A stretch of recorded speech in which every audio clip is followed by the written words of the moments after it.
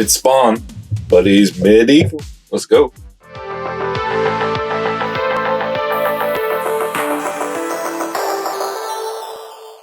Geeks was poppin'. McFarlane Toys Spawn, medieval Spawn. This bad boy looks tough.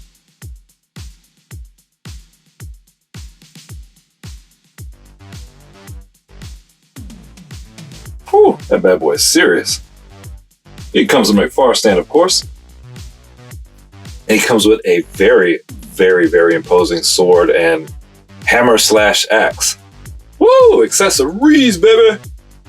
To me in my head. Oh, wait, wrong franchise. But this thing, look at that. Woo! If I had a wash on. Oh, look at Spawn face. That's dope. A little bit of wash. This thing would be magnifico. But as it is, it's great. Sword is no slouch either.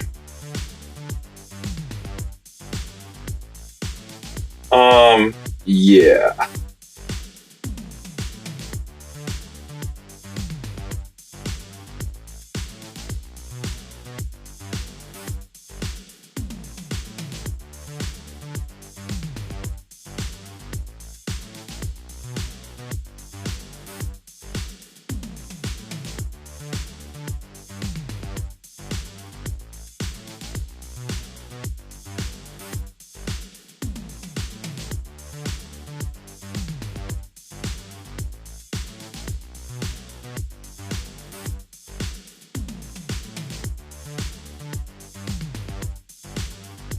This thing is gorgeous.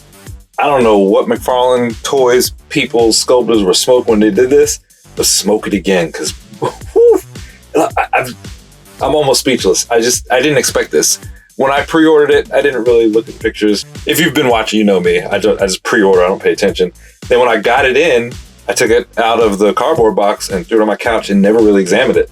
So this is the first good look I'm getting at it, and it is phenomenal. The paint and the sculpting on this is ridiculous. I gotta go back and look at how much this costs. I thought it was a regular figure, but there's no way that this was $19.99.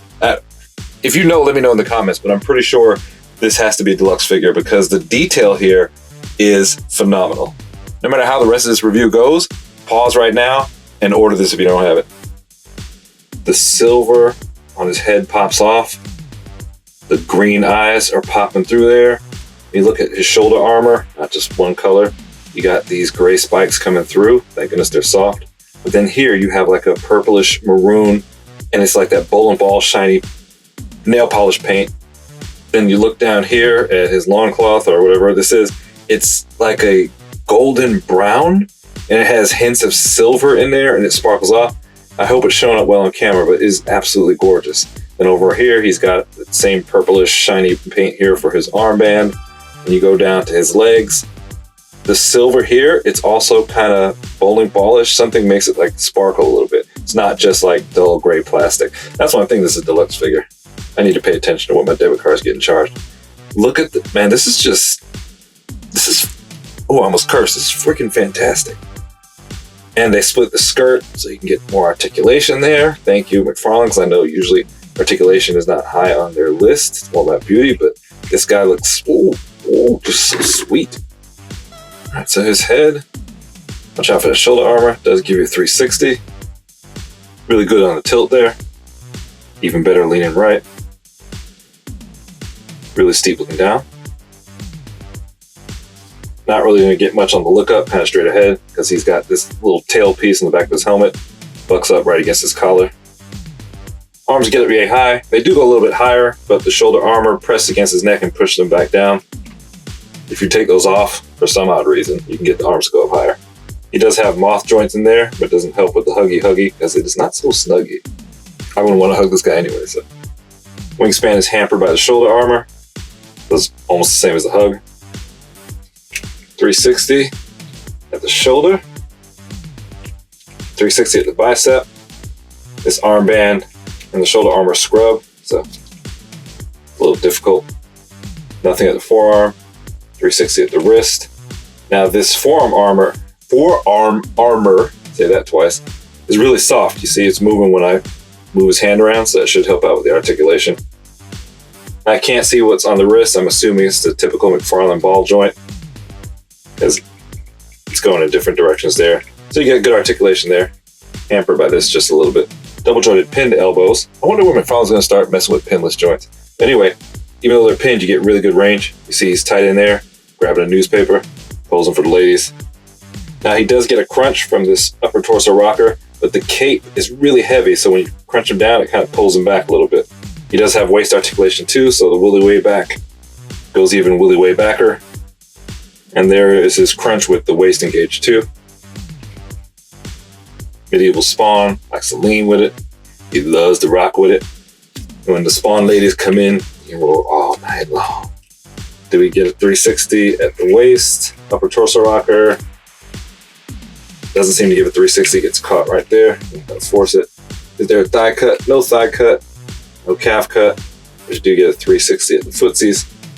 Now his loin, you get a split, but the loin pushes it back down, so that's about how far it goes. But then you see, it gets pushed back down. Van damage.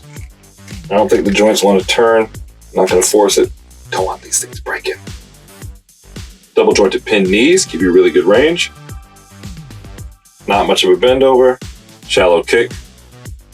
With that big boot, it should be effective. Toe range. And the toes do articulate upwards, but not downwards. Feet do not appear to be on rockers. All right, we've established he's beautiful, but how big is he?